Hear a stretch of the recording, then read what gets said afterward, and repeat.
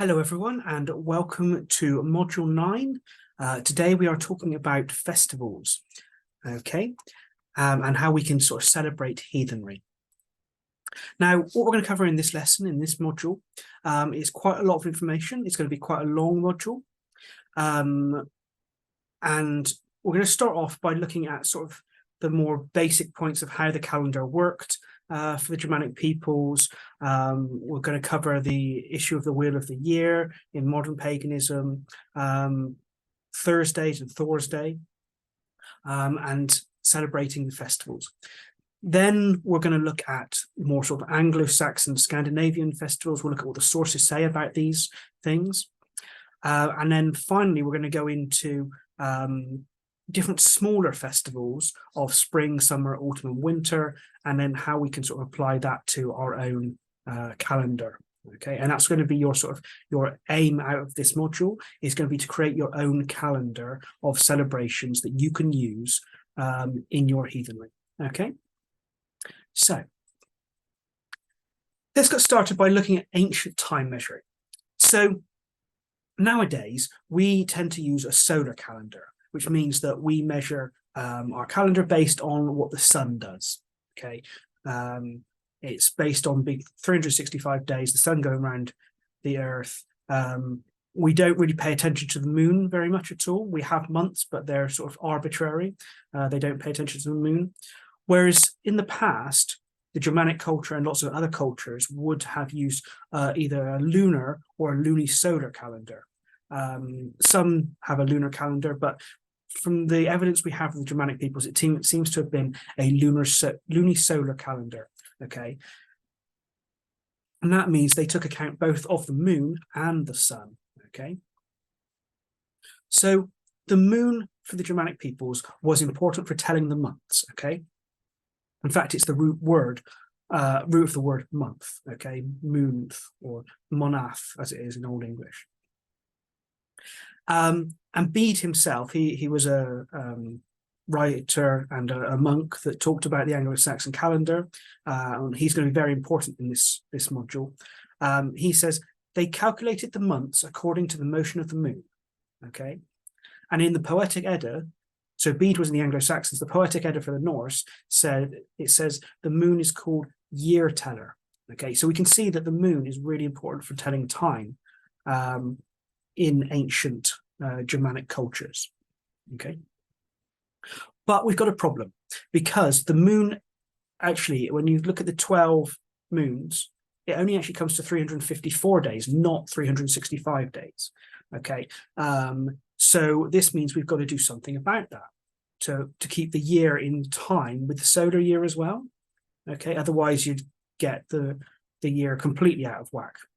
So what they did, according to Bede, is they added an extra leap month, an intercalary month, okay, every so many years.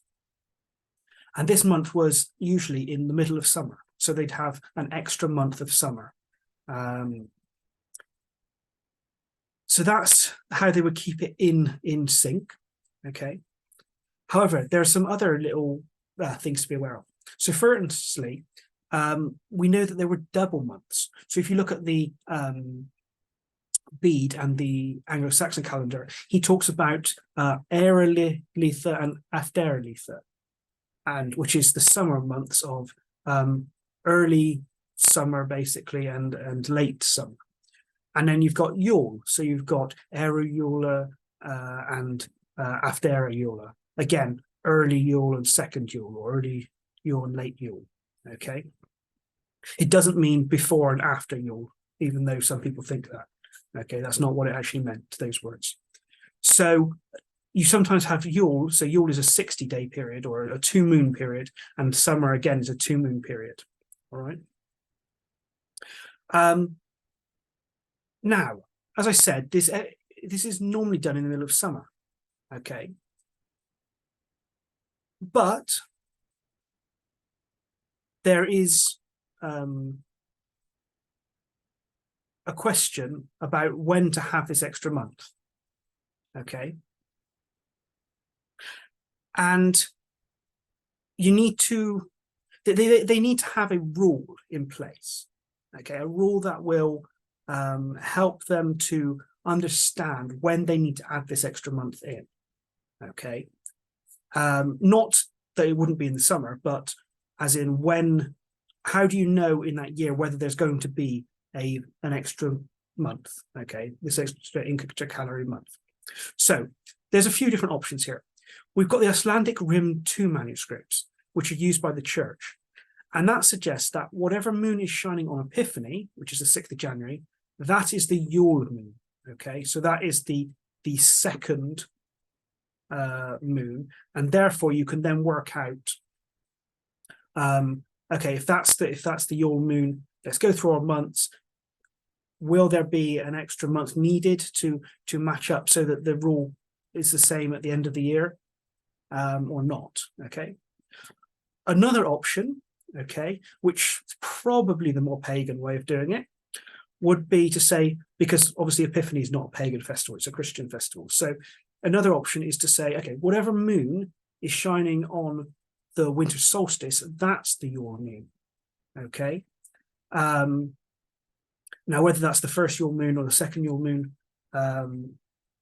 usually probably is going to be the second Yule moon, because that seems to have been the more important one. And you say that it doesn't matter where in the cycle of that moon is, whatever moon is in its cycle at that point on the winter solstice, that's the Yule moon. Okay.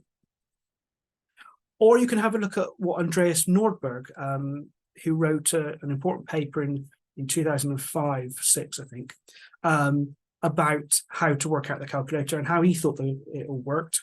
And he says that you look at the first full moon after the first new moon after the winter solstice and say that that is the Yule moon.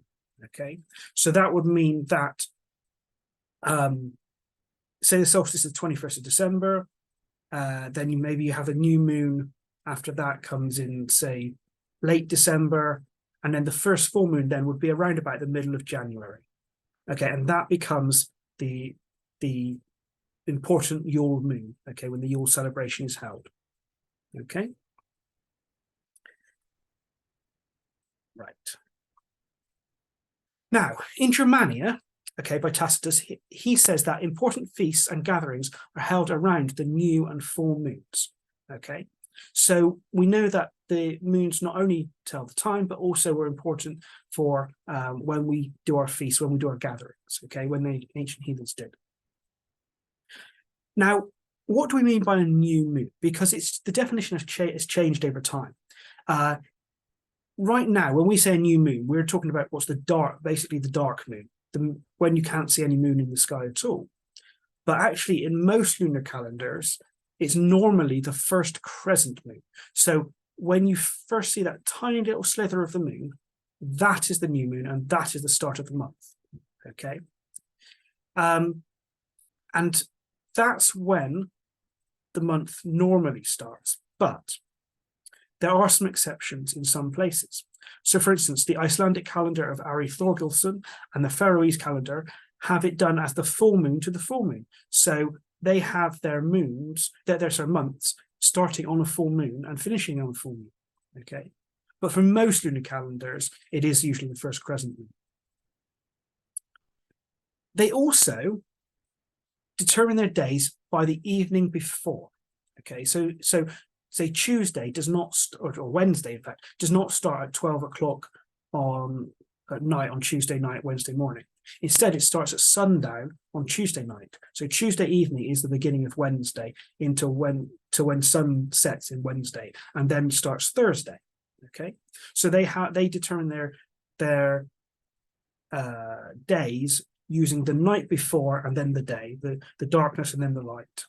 Okay, a bit like winter. So you've got the winter is the start of the year, and then through to summer, which is the end of the year.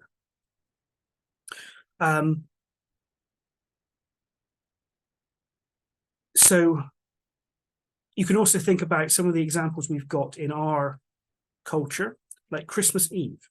In a lot of Western countries, it's Christmas Eve that's the more important day rather than Christmas Day. And so you'd have your main Christmas meal, you'd have your main opening presents, you'd have your visits to the church and all that sort of stuff on Christmas Eve, because Christmas Eve was thought to be the more important time.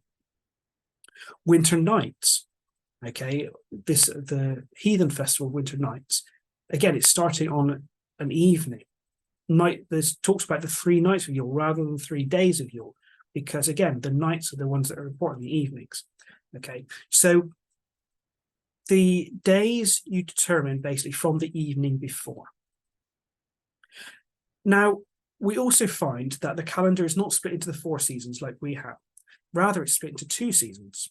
Okay, you have summer, which is roughly about mid-April to mid-October, and winter, which is mid-October to mid-April. Okay, so there's no really spring and autumn in the heathen calendar. Although Bede does talk about that later. And Icelandic sources also put them as mid-April to mid-October, mid-October to mid-April as well. That said, Snorri, again, is later, and he says, actually, they have these 4 festivals based around the solstices and equinoxes, but that seems to be more of a Christian idea.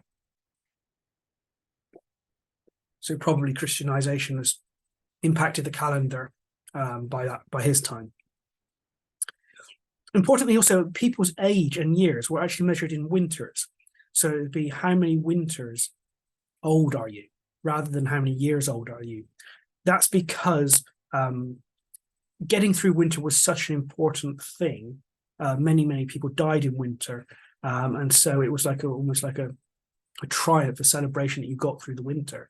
And therefore, that's why your age is measured in how many winters you get through. Okay, people are said to be X winters old, like 20 winters old or 50 winters old or whatever. And then there's this interesting thing going back to that new moon, where months probably start on the new moon, but the seasons seem to start on the full moons. So in the middle of the lunar month. So you've got winter nights, or winter filleth, as Bede talks about, the start of winter, and the celebration starting on the full moon of roughly October. Okay, and then, which suggests we don't have a specific thing saying this. It was definitely on the full moon, but when it comes to April, but roughly on the full moon of April is probably when you have things like Sigarblot or Eostrum month celebrations. So, but we do know that definitely winter started on a full moon. Okay, for the Anglo-Saxons, definitely. Okay, so some important points then to take in from this. Okay, firstly, there was not one pan-Germanic calendar. So although I presented you with the sort of the rough outlines of the calendar there, and things that are the sort of big important aspects of it, actually there wasn't one pan-Germanic calendar. We will see in a minute when we go through the Anglo-Saxon and the Norse calendars that actually there were a lot of celebrations that were different on the calendars at different times. Some things are quite clear on one calendar and then you never find them on another calendar, things like that. So there isn't a pan-Germanic calendar that everybody could follow, probably because things differed in different seasons. There was obviously local influences. Religion, as we've repeated throughout this course, has been very localized to those local people in that local land. Okay. So some festivals undoubtedly probably were celebrated by most Germanic peoples. Others were particularly local festivals. Okay. Also, the names of months, they differ across the Germanic peoples. Okay, there's like 200 plus local names. How people celebrated also varied. Okay, even the bigger festivals. So Yule itself is probably celebrated at different times in Scandinavia versus England. Probably that's around the way the climate worked. The timing of festivals would have been based on certain things. So it would have been based on seasons, would have been based on full moons, and it would have been based on agricultural events like planting, weeding, harvesting, all that sort of stuff. Now, festivals, as far as we can see, they could be 3 days. The big festivals seem to have been 3 days anyway. And there even seems to have been, every, say, 8th or 9th year, a 9-day festival according to some of the texts. But you can honor the gods and spirits at any time, okay? And like we've said, you should probably do it like on a weekly or monthly basis, okay? But also it's good to have these festivals as well, as for coming together as a community and for celebrating things in a bigger way. Okay. You can, and it's okay to celebrate cultural or folk festivals too. Okay, so you can celebrate Christmas and Easter, Remembrance Day, Earth Day, and all these other different types of celebrations. And if you want to, you can heathenize them. Okay, for instance, Christmas and Easter, they took a lot of pagan ideas into the way we celebrate now, and so we can go back the other way and adopt pagan ideas into our celebrations of them. Okay. But importantly, you should respect others' religion if you want them to respect yours. Okay. There's a lot of stuff where people say, well, Christmas is all just paganism, and Christians are celebrating paganism when they celebrate Christmas, which is not true. Okay. If you look back at the actual history properly, not just the rubbish you find online, but actually the sources and what historians are saying and things like that, you'll see that that's not true. Okay, so you need to have respect for others' religions and not just say that everything they're doing is actually paganism. And you want them to respect yours as well. Okay, if you want them to respect yours, you need to respect theirs. And another thing to be aware of, particularly over the next sort of couple of decades, is because climate change is going to shift our seasons a bit. Okay, so we may have to change some of the dates. They may not fit, particularly if you're basing your celebrations around what's going on in nature at that time. Then you may have to do some sort of changes on the dates because of the climate change. Okay. Another thing to be careful of is just because a practice looks pagan in Christianity doesn't mean it actually was. Okay, so for instance, let's look at the example, for instance, of the Christmas tree. Okay, the Christmas tree looks like, oh, it must be a pagan thing because why would they have trees? But actually, we can only trace it back to like mid-16th century Germany, which was a very Christian era. There isn't really any evidence of anything back further than that. Or you've got the Yule log being brought in. That may go back to pre-Christian times, but actually the sources we've got only take it back to about the 1200s. So again, this is something that may actually have just been a practical thing that Christians used.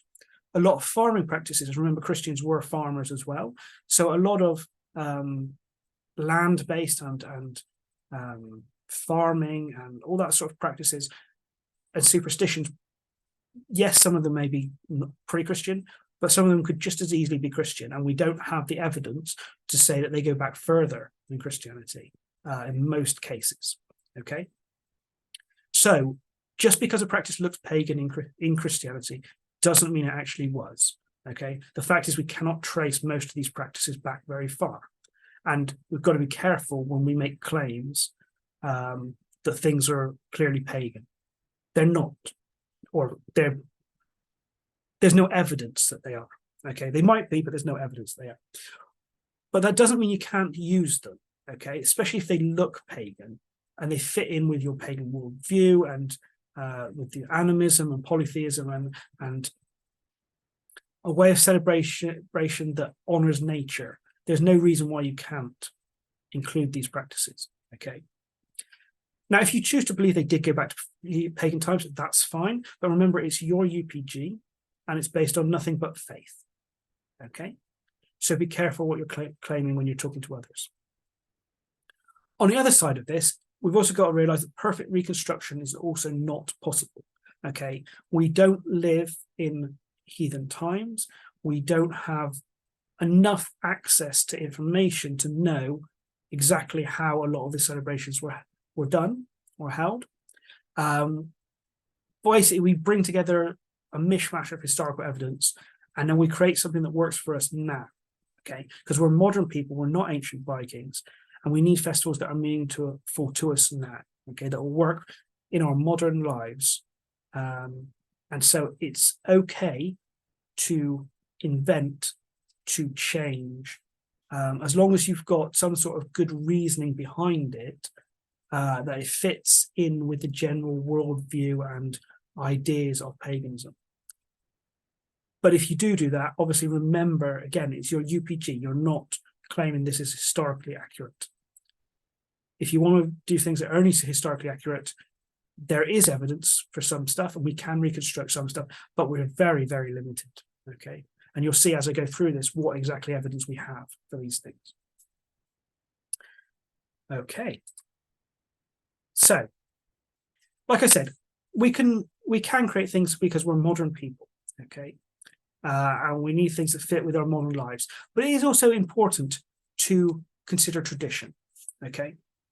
Why is that? Well, tradition is important for many reasons. It is inherited wisdom. It is basically what works, okay? It's usually a record of a group's many years of trial and error to find out what works best for the community. So it's not just some stuffy thing that we can just cast off because now we're modern, civilized people, and they were old and didn't know anything. Okay, it's usually tradition. Basically, is a record of what's been tried, what worked, things would have been. If it didn't work, things would have been discarded, and so over time, through trial and error, people have worked out what works best for their celebrations. Okay, so we can take that inherited wisdom and use it for our advantage. So we shouldn't just invent things from scratch, okay?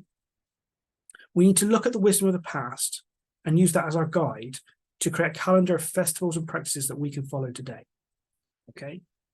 It's okay to make new traditions and festivals. It's okay to modernize things, to make sure they're meaningful for you and the community. But also, don't discard all that inherited wisdom, that years and years of trial and error that other communities have worked out works, okay? And don't make the good the enemy of the perfect, okay? So for instance, if you want to put on an event, but say it's a full moon and that full moon is a Wednesday, and most people can't get to something on that Wednesday, it's okay to have it on the weekend, because maybe most people get on the weekend. Or maybe it's a Thursday, Friday, Saturday for the full moon. So the full moon is 3 days, usually.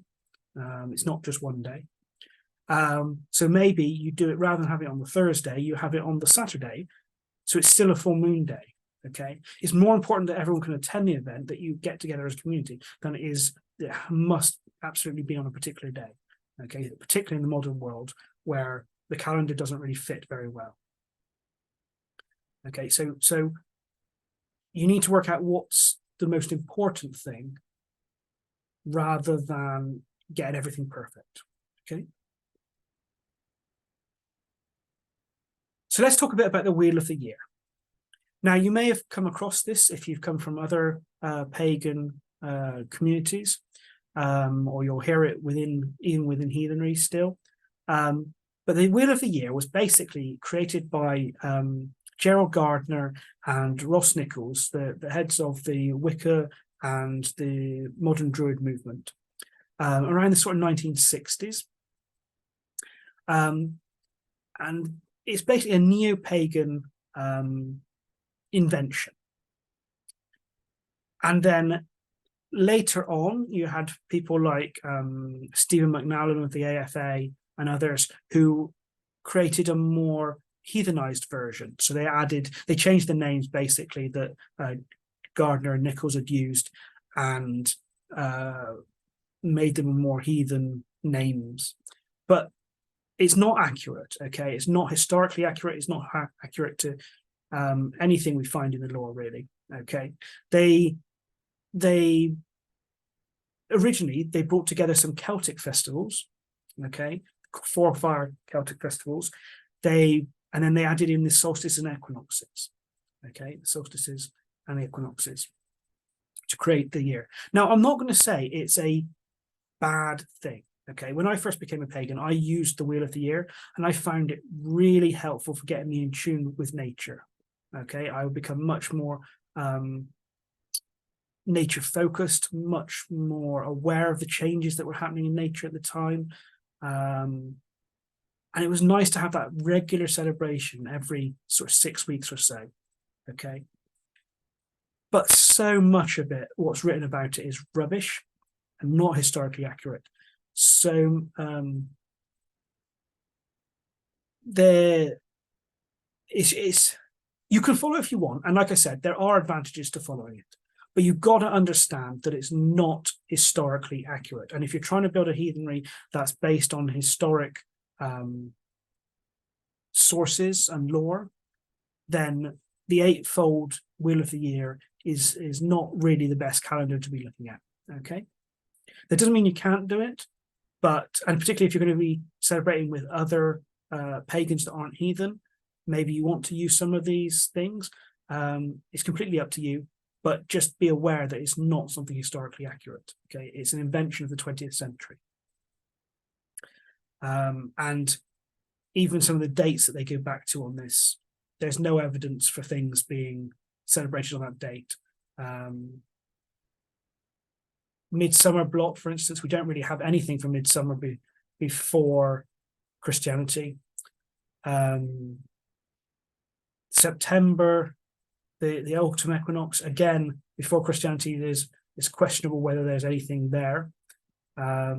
Though September was an important month for celebrations in the Anglo-Saxon calendar, as we're about to see. But there's no explicit thing that says that was the date of celebration.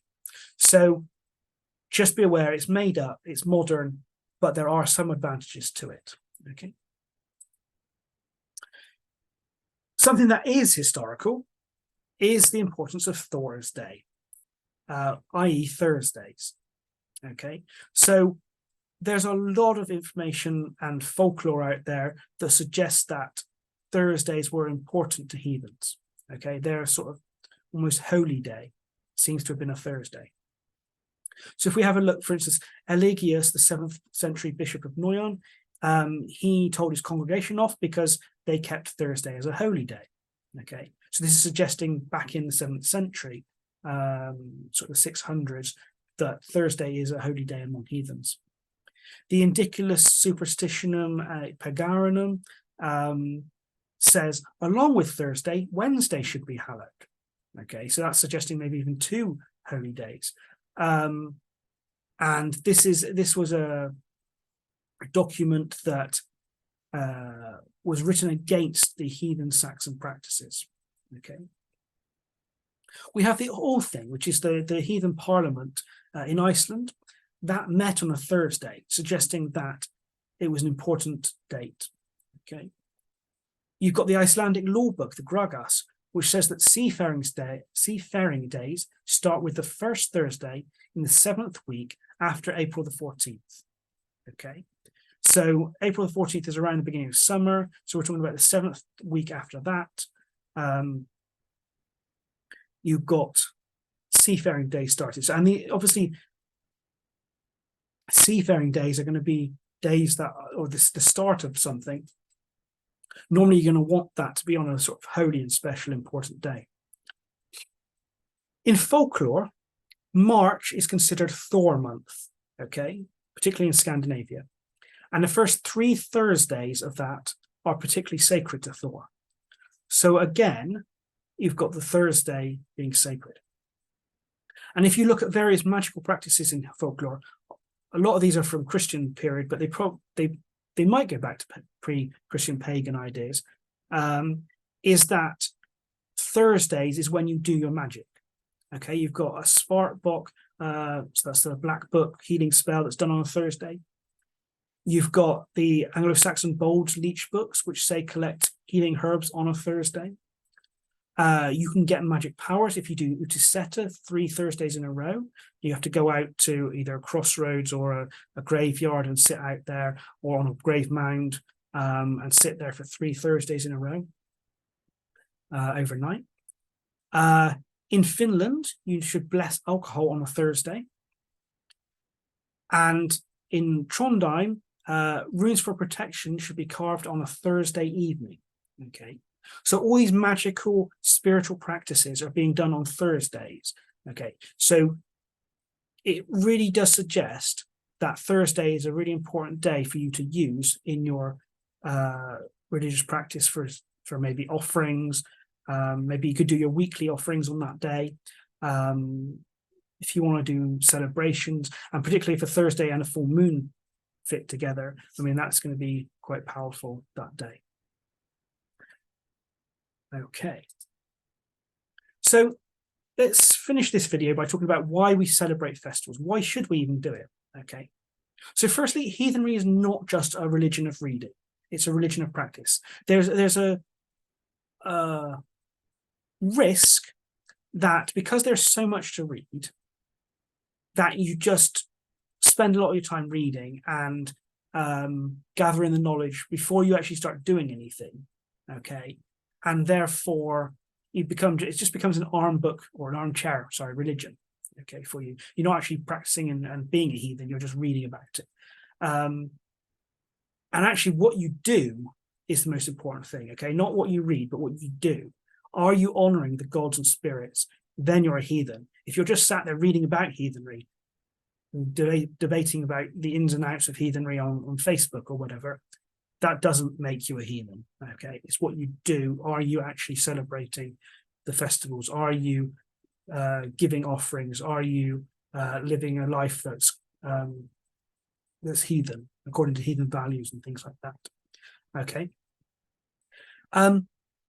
Another reason why we celebrate festivals is to keep in rhythm with the seasons and the cycles of nature. Heathenry is a religion that was built in a time when people were much closer to nature, and the seasons and cycles of nature were important in their lives.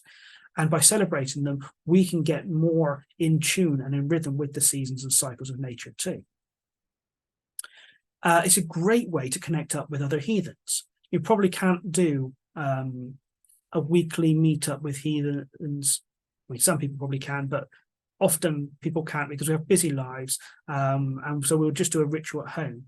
But actually, if you have special festivals, you can plan for bigger events with lots of other heathens and meet up with them. It's a good regular check-in time. So if you haven't been able to do the rituals or the offerings every week or every month, well, now you've got a check-in time to come back, to refocus on your religious side, to recommit to maybe going forward, doing more offerings, because you find when you do something like a festival, like a ritual, a big one for a holy day, then it makes you want to keep doing that more regularly, okay, to recommit to it.